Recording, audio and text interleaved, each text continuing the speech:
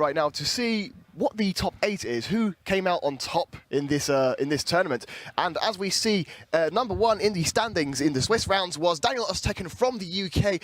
Not the only UK representation there, but yeah, he went undefeated yesterday with a team that we haven't seen on stream yet, but that will change today, fortunately enough. And his opponent in the top 8 is Albert Boss from Spain, who did get the top 8 in the World Championships all the way back in 2011, which is super, super exciting. Yeah, and then we are going to see Alessio Yuri Bruschetto versus Javier Signorina. We got Javier already on the stream, and we know Alessio from previous streams like Italian Nationals and stuff like that. Both are really talented players. Yeah, I'm super excited for both of them. And one person I'm super excited to see how well he does in Top Cut is Rob Akershoek from the Netherlands. He has never ever not won a tournament in his VGC playing career, which is crazy. Which is a crazy record. He's won the Dutch Open. He won a mid-season Challenge and 2 Premier Challenges, I believe.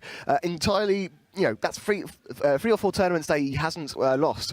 And so his opponent is actually Daniel Nolan from the UK, yet another veteran, someone who top cut the World Championships back in 2010, I think it was. He got top 4. Yeah. So yeah, that's super exciting. A lot of very much in the dynamic of new player versus veteran player, and it'll be interesting to see what we can learn from that set itself. And the last set is going to be Alex Gomez from Spain. Another Spain versus Italy match, because he's facing Andrea Ciccone. I think that's the right... Ciccone, sorry guys.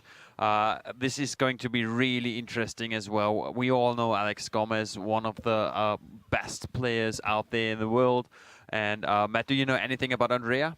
I don't know much about Andrea at all, but it's incredibly impressive to see him top cut a regional championship, and I'm super excited to see what he has to show us. Yeah. But I'm a bit sad. No German player top cut. We have seen a lot of good German players attending, like Marcus, Tobias, Matthias, but nobody quite did make it. So maybe they're not up to the mark. Final match decides who's going to be joining them in the top 4, and that is going to be between Daniel Nolan of the UK and Rob Akershoek of the Netherlands. And Rob is a player that we saw on stream yesterday. Really, really interesting performance. The team built around that Snorlax once again.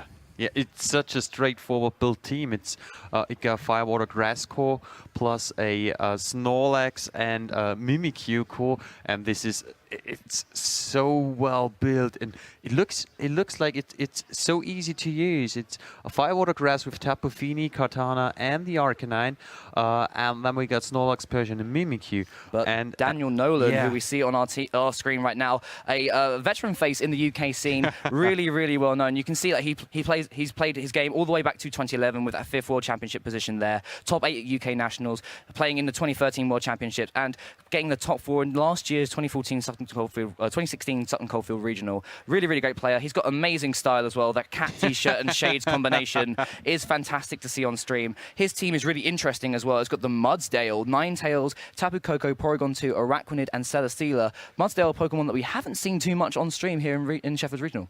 No, he got a team like with 2 different modes. Like obviously we got the Trick Room mode with Mudsdale, Porygon 2, and Araquanid. And we got the fast mode with Tapu Koko and Ninetales, and obviously Celesteela works in both modes. So either you go the really fast and aggressive mode, or the Trick Room mode. I really like Tapu Koko. They're picking up those Volt Switches lately to just start off the game with a quick Volt Switch, checking out, okay, what's up there, better up your ball position, and then pick up the knockouts in the late game when everything is got whistled down a bit, and you clean up the games with dazzling gleams and thunderbolts. I really like that. But he's got to really think of a game plan to deal with this Snorlax Mimikyu combination that we've seen so much this weekend. And Rob's team has just so many different options to be able to get that belly drum up.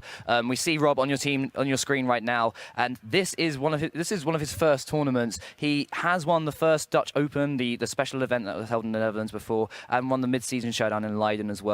And a really impressive and really exciting player to watch here. Really exciting to see what he'll bring to the tournament. Bring to this match. But the Mimikyu and Snorlax and Persian, really interesting series of Pokemon to be able to get that belly drum up. And Daniel really has to worry about what sort of way he can either get rid of that Mimikyu and stop the Trick Room, or stop this Snorlax from setting up.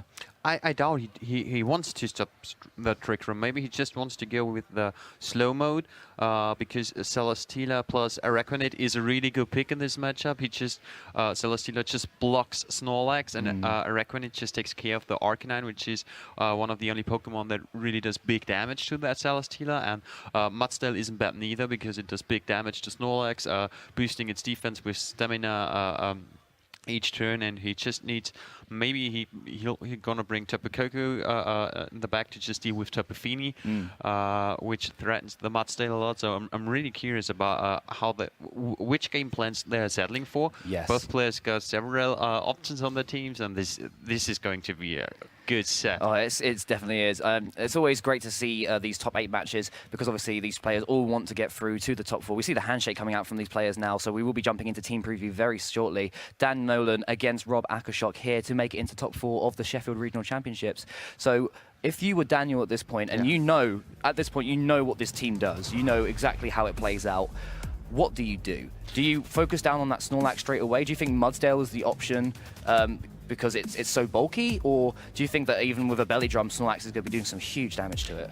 Snorlax is probably one of Rob's win conditions after all, and I think Daniel is probably bringing that Celesteela in the front, and he wants to keep that Araquanid in the back, I guess, to not let it get intimidated. So we may see a kind of Tapu Koko lead and scout what Rob is, what mode Rob prefers. But on the other hand, there could be just straight setup. I don't think Rob is going to bring the Mimikyu in this matchup.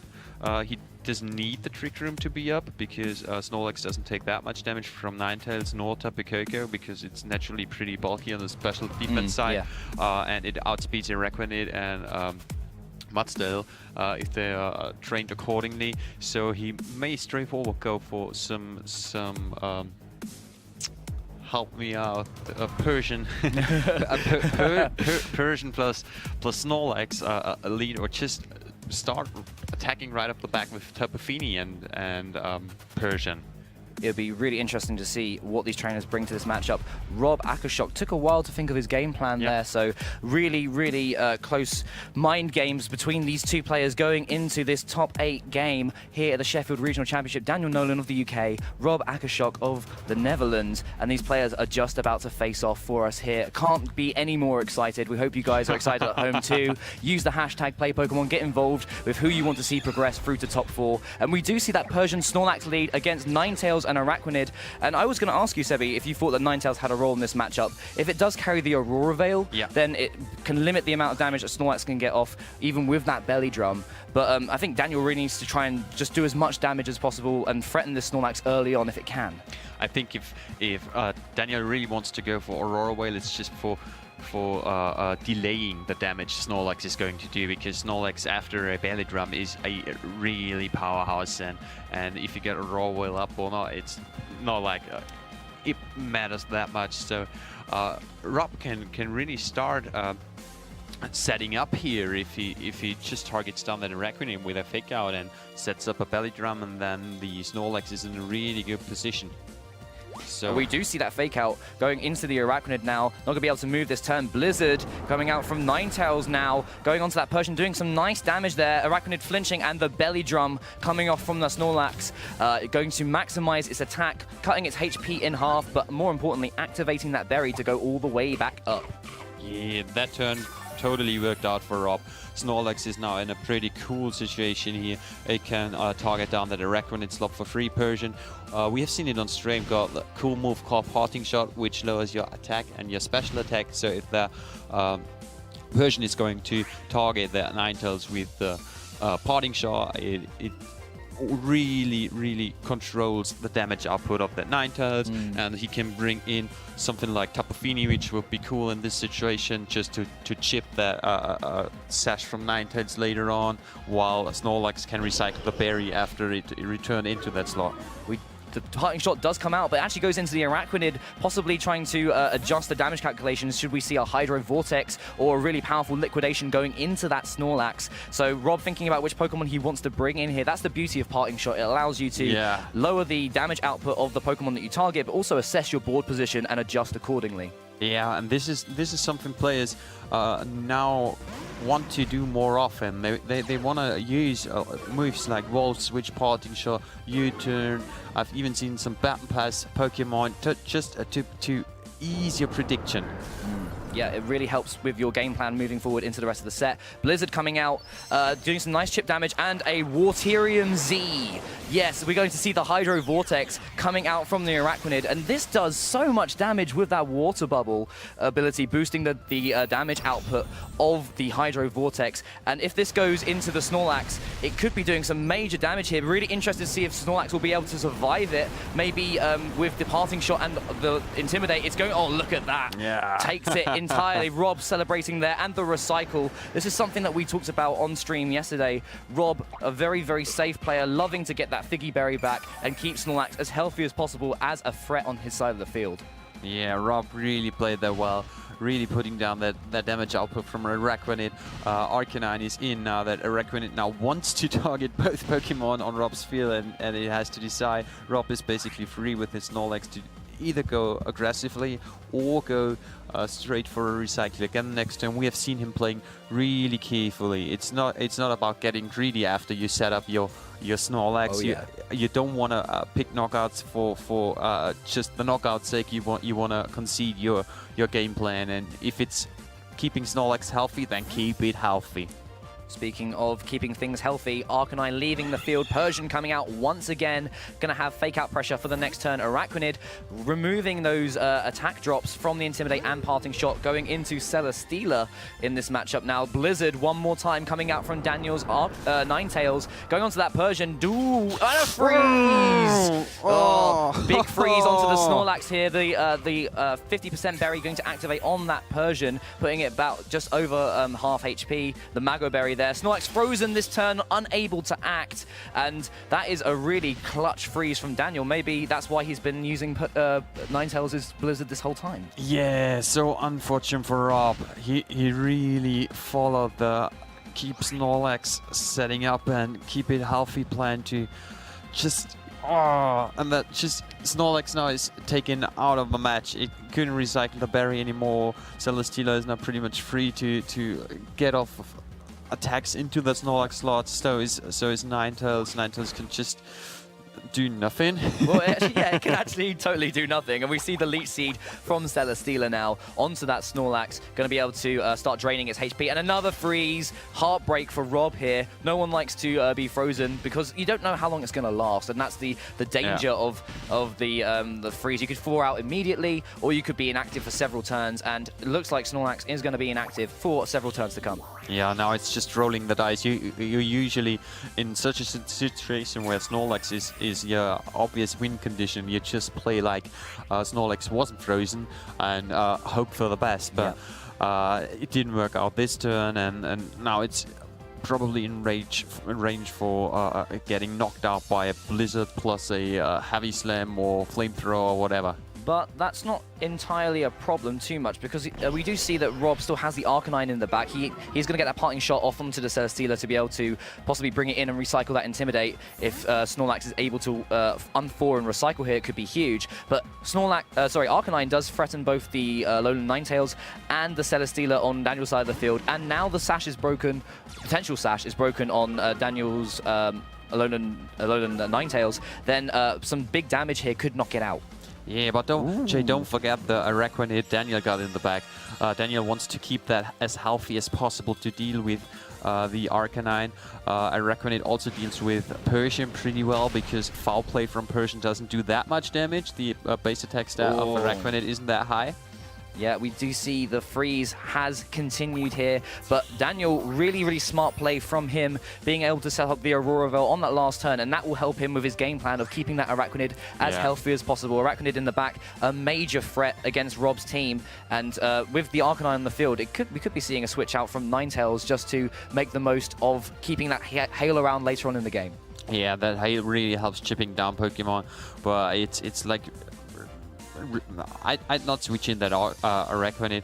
to be honest, to not risk anything. So that's why Daniel is switching in the Tapu Koko. He already wants to start to pick up the rest from Rob's team. Well, that freeze was really unfortunate there. So unfortunate for Rob, and nothing he could really do to factor that in. Daniel had to try and make the most of the blizzard there. The Flare Blitz going into that Celesteela. Heavy Slam. Going to go onto the Snorlax here. Going to pick up that knockout. And the main powerhouse on Rob's side of the field, the Pokemon that his team is effectively built around, being removed now. And the Beast Boost, the attack rise coming out from Celesteela as well. And if Daniel is able to get rid of this Arcanine, Celesteela in a great position. Yeah, that Celesteela can just sit there. The Tapu Koko is also in a pretty good situation. It may pick up the knockout on that Arcanine with a strong electric terrain boosted Thunderbolt. We don't know how defensively trained that Arcanine is yet, but Daniel Nolan sits at a really good position right now. That Tapu Koko, especially Araquanid in the back, who can clean up the game later on. Rob doesn't have any good answer to Araquanid besides a boosted Snorlax or boosted Snorlax. Because Or Cortana, but he didn't pick Cortana in this matchup. Not. Yeah, so we see the last Pokemon that Rob chose to bring here is that Tapu Fini, removing the electric terrain, setting up the misty terrain instead. And Tapu Koko, the fastest thing on the field now, its Thunderbolts won't be doing as much damage, but it might want to target into that Arcanine and try and pick up a cheeky knockout there. Celesteela able, if it does pick up the knockout, able to set up a Leech Seed or switch into Araquanid to take really less damage from a Flare Blitz or possible Water type attack from Tapu Fini. Yeah. Daniel just has to focus on how to not lose this game anymore. Yep. And Rob basically just maybe wants to see, okay, let's do some calculations. How much damage do I take? How much damage do I do? Well, this is with Aurora Veil up as well, so we need to factor that into Rob's mental game as well, making his decision making. Yeah. It's all about best of three. It's all about information gathering, feeling how much damage do I do, which are my win conditions, which attacks do I have to pick. Whoa! We see the Avoid going onto the Tapu Koko from the Muddy Water there. Luck not working out in Rob's favor here. Leech Seed, as we said, going onto that Tapu Fini, and now it is going to be slowly whittled away by that Leech Seed. Celesteela doing what it does best, sitting there and just draining the opponent's health and healing back up as it goes. Yeah, like we used to say back in internationals, Celesteela doing Celesteela things. I think the way Celesteela plays just changed since then. A lot of people started using Celesteela as an early game mom back then and starting leech seeding right off the bat. But nowadays, players got used to how to use a Celesteela properly, and they keep it in the back for a long time and starting picking up those leech seeds in the late game, which works up better. Ooh, switch out from the Arcanine into the Persian, which takes a Thunderbolt for its troubles and gets a knockout there. So down to 2 Pokemon left on Rob's side of the field. Muddy Water coming out from Tapu Fini. It's going to hit both of these Pokemon. Tapu Koko will go down here, and an accuracy drop onto the Celesteela now too. Yeah, the Tapu Koko leaving the field, and Celesteela not hitting the heavy slam onto Tapu Fini, but still sitting in a comfortable position. Daniel still got his Araquanid, so it's coming down to whether or not that Tapu Fini wants to get some accuracy drops on Araquanid, but still the odds are in Daniel's flavor. He really saved that Araquanid for late game to pick up the Arcanine later on, and he really follows that.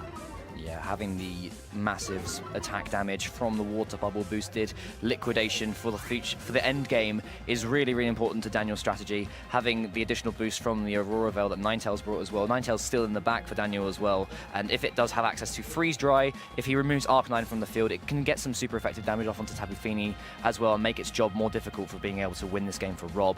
The Arcanine protects here. Liquidation going into that slot could be a big deal, so he doesn't want to take any damage there. Celesteela protecting once again. Doesn't want to take any more accuracy drops and getting the Leech Seed recovery anyway, so nice safe play from Daniel. Muddy Water going to go onto this Araquanid now, so it's not going to be taking too much damage. Araquanid has the really high special defense and the accuracy drop. This is why trainers are loving to use Muddy Water. Liquidation going into the Arcanine there, and Muddy Water accuracy drops could bail Rob out of this, but it's really, really difficult for him still. It's really difficult to pull it off, but he's really following his outs there. The protect on Arcanine was really good. He wanted to stall out Celesteela's protect. Daniel still got his Ninetales in the back. Celesteela may go down to one Flare Blitz, may not go down. Ooh, Wild Charge going onto the Arachnid here. It doesn't pick up the knockout, 10 HP survival.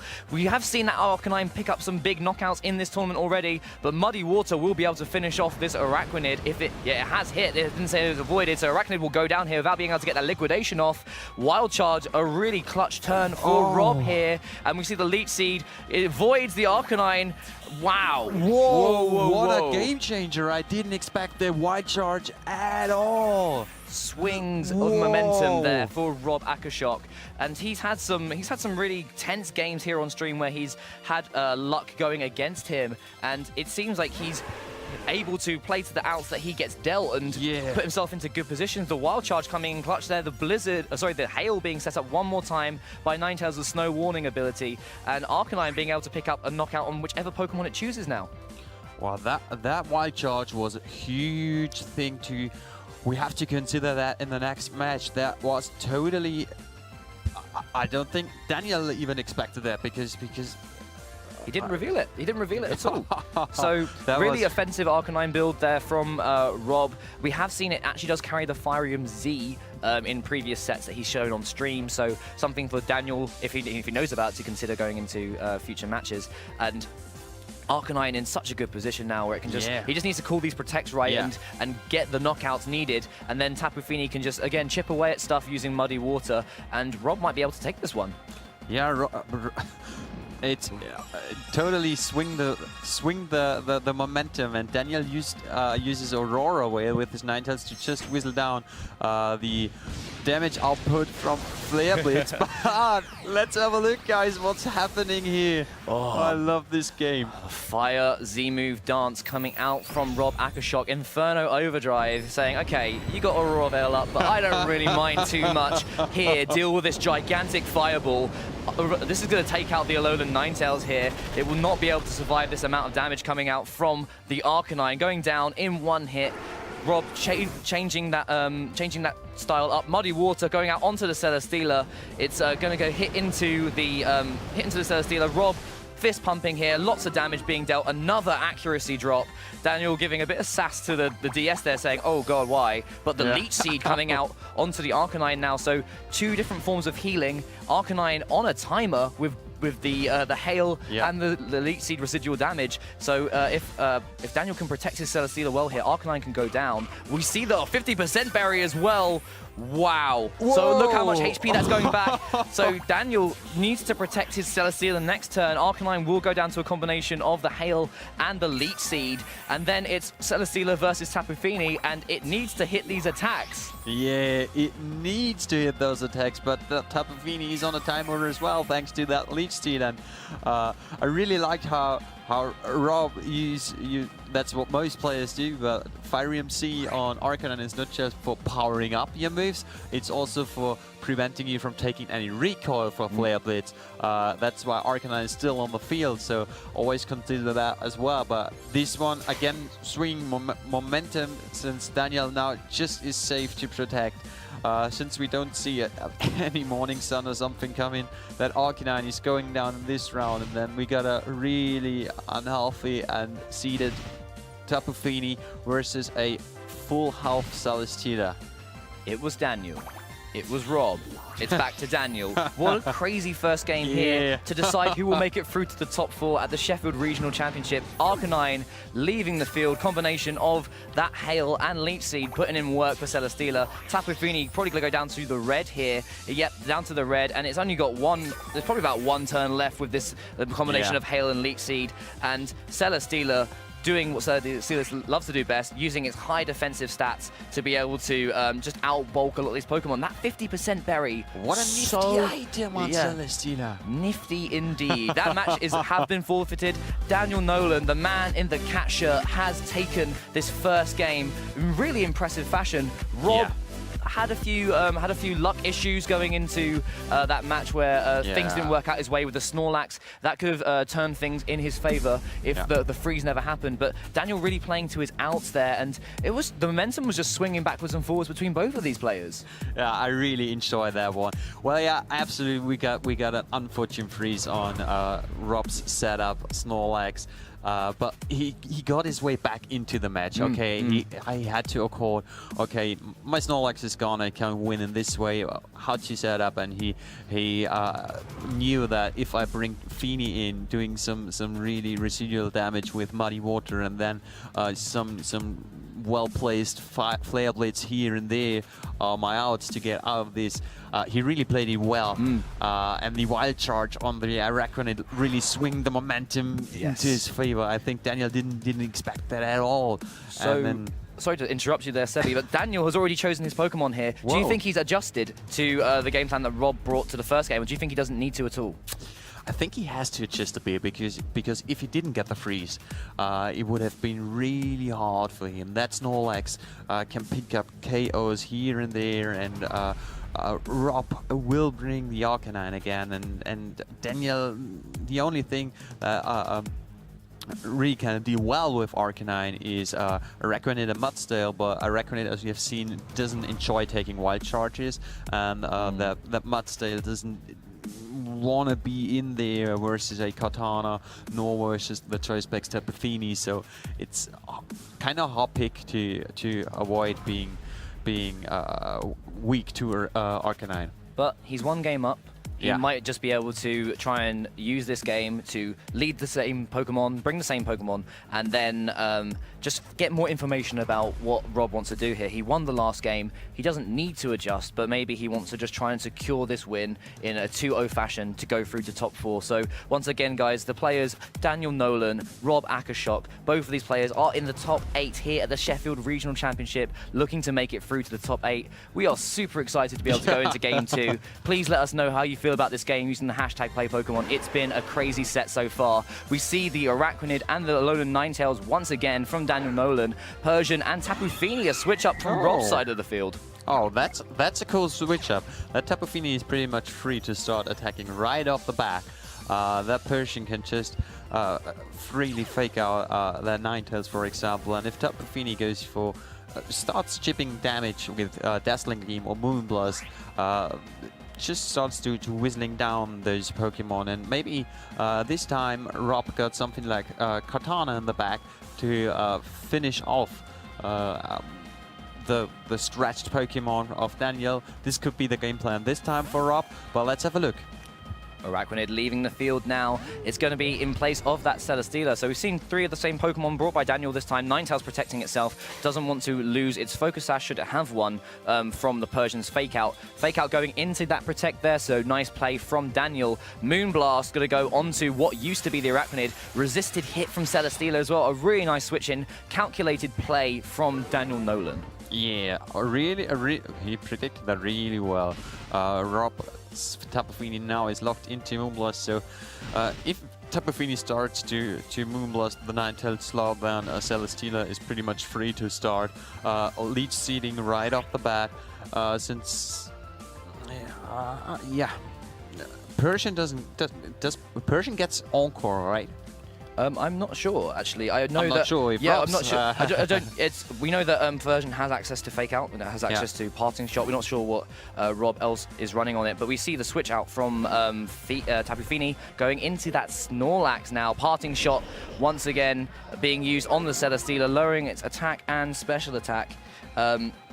And it's going to go back to Rob, and Rob can use this opportunity to start thinking about what he wants to do later on in the match. Maybe he might switch back in that Tapu Fini, and oh no, he's just going to bring in the Arcanine once again. That's good. Yeah, that's a really nice play for Rob there, being able to threaten both of these Pokemon with super effective Fire-type damage. And getting another Intimidate off onto, or another attack drop off onto the Celesteela as well. Blizzard coming out from the Ninetales, going to go onto that Snorlax and do some nice chip damage there. Leech Seed one more time, going onto that Snorlax as well. And on the switch in, taking a little bit more damage than it probably would have wanted to. Yeah. Really clever switch in there from Rob. That Arcanine is pretty free to start using Flare Blitz. Snorlax could potentially set up, though Rob doesn't want to run into a Rob doesn't want to run into a protect from Ninetales with Snorlax or Arcanine, because starting attacking right off the bat would be an option for Snorlax. Still, Daniel got a Araquanid in the back, which doesn't want to switch in neither, so it's really interesting. It'd be interesting to see if Rob tries to pull the trigger on what he didn't do last time and target down the Celesteela with an Inferno Overdrive, but we see the Snorlax switching out instead, not going to try and set up that Belly Drum for later on in the match. Instead, Persian coming back in once again to exert fake-out pressure for later on in the game. Maybe just burning the Protect here from the opposing Pokemon so he can get that fake-out off later. Blizzard one more time coming out from a Alolan Ninetales. Go do some nice healthy damage to that Persian. Arcanine taking a little bit of damage there, and more importantly, getting the Flare Blitz off into the right Protect. Sorry, not into the Protect at all, and going onto the Ninetales. It's going to activate that Focus Sash, so we do know Daniel is running the Focus Sash on his Alolan Ninetales. What a nice turn for Rob. Totally worked out for him. He got that Snorlax back to his party. Persian in, called the right Protect. The Persian now got the fake out pressure. He can either just target down the Ninetales. Ninetales really wants to protect or switch out. That Celesteela is not able to protect this turn, so this is going to be really interesting. For example, the Persian could just target down Celesteela with a fake out, and Arcanine could go for a wild charge into the Ninetales slot, for example, if he expects the Araquanid to come in, because that Ninetales doesn't do much damage to Snorlax later on. But no, just to protect, a safe Protect coming out from Ninetales here. No feint coming out from the Persian, which is a move that it does get access to. Instead, the foul play was trying to pick up the knockout there. We see the Inferno Overdrive. Inferno Overdrive is coming out onto the Arcanine here. I don't believe it's going to go into that Alolan Ninetales slot. It would pick up the knockout through the Protect. It's only got 1 HP. But this is probably going to go onto that Celesteela, more importantly, and get some massive damage off. Pick up the one-hit KO. There we go. Celesteela facing down that huge explosion. It's going to be removed from the field, and that is one of Daniel's end game plans removed. Yeah, this is totally working out for Rob. So Rob got in his mind, okay, I have to take out that Celesteela for Snorlax being able to freely start attacking. He doesn't even need to set up Belly Drum to dish out a good amount of damages to Ninetales, Araquanid, and Tapu Koko. He doesn't have to set up. He doesn't have to waste moves for using Belly Drum. He can use those turns for recycling his half pack, and return plus high horsepower really damages every Pokemon Daniel got. So it really worked out for Rob, this one. Have we seen extreme speed on his Arcanine in previous sets? Because he's running an offensive Arcanine, they usually do run extreme speed. That could pick up the knockout onto Ninetales and mean it gets some damage off before Tapu Koko can knock it out. Persian is faster than Ninetales as well, you'd imagine, with the training and its usual base stats. So it could be able to pick up a knockout there. But Tapu Koko will be looking to get the Thunderbolt damage or a spread type damage. Dazzling Gleam could pick up the knockout on both, but you're just going to see a Protect coming out from Arcanine instead. The Tapu Koko will go for the Dazzling Gleam. This should pick up the KO onto the Alolan Persian. So Persian going to go down here. Yep, it ticks away, and Ninetales here. If it goes for a Aurora Veil, this could be quite nice for Daniel still. It can be really nice, though that Aurora Veil makes Tapu Koko is usually not a bulky Pokemon. No. If you use Aurora Veil, it gets kind of mediocre bulky. But here we go, Tapu Fini coming in and setting up the Misty Terrain. So the damage output from the electric attacks from Daniel's Tapu Koko are not that much anymore. So it probably stands one Thunderbolt fee. Interesting point to note, though, is that we still have Araquanid in the back for Daniel. Which means that if he manages to get rid of the Arcanine here, Snorlax has no way to be able to reduce the damage output from Hydro Vortex, and it could pick up a knockout. So we see the extreme speed coming out from Arcanine now, going onto that Ninetales. It does get knocked out here, 1 HP, not going to be able to survive that extreme speed at all. Volt Switch going into the Arcanine as well. It does pick up the knockout here, so really important threat from Rob's side of the field, and more importantly, that Intimidate and Parting Shot now both gone. Ways to reduce the damage output from Daniel's side of the field. Really, really great positioning from Daniel here to try and remove those options that Rob has for the Snorlax in the back. That was a really clever play by Daniel, using the Volt Switch to get the knockout, because he now can reset the weather, the terrain, sorry, and his electric attacks are way more stronger. We have seen him having a life orb on his Tapu Koko, so this may be enough.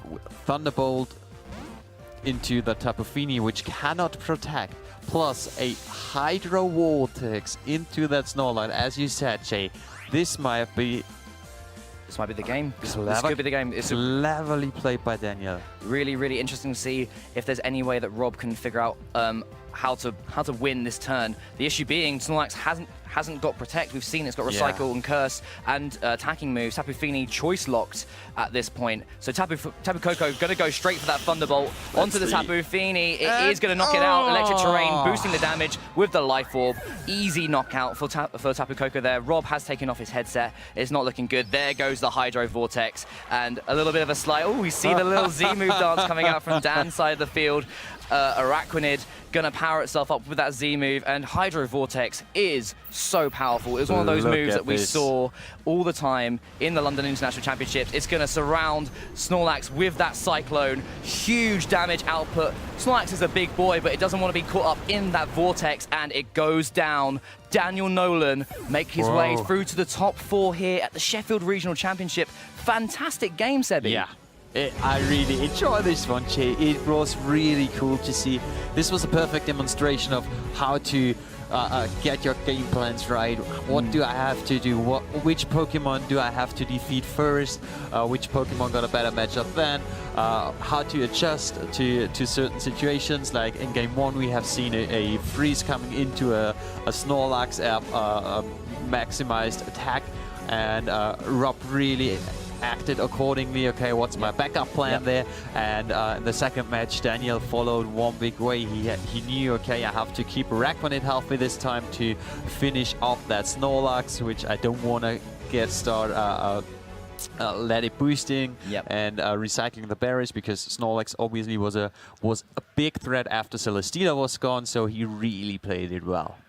Not even just in the game. I think the game plan from Daniel really started in team preview, making that assessment, being like, okay, my team functions really well in Trick Room. He's not going to bring Mimikyu, so I don't have to worry about that side of things. I can just outspeed Snorlax with my Araquanid and deal some massive damage. Hydro Vortex is a huge damaging attack, and we saw how much Rob has to recycle, Intimidate, and Parting Shot to be able to survive that with Snorlax and heal back up with the berry. So that first game, unfortunate freeze on the Snorlax. It could have been completely different from there, but really well managed by Daniel either way. Like the end of that first game where it was like, oh, Daniel's going to win. Oh, well, poor Rob. That's not, oh, wow, Rob's pulled it back. Okay, how do we go from here? And then Daniel managing to clinch out the win there, using the Celesteela as the end game option.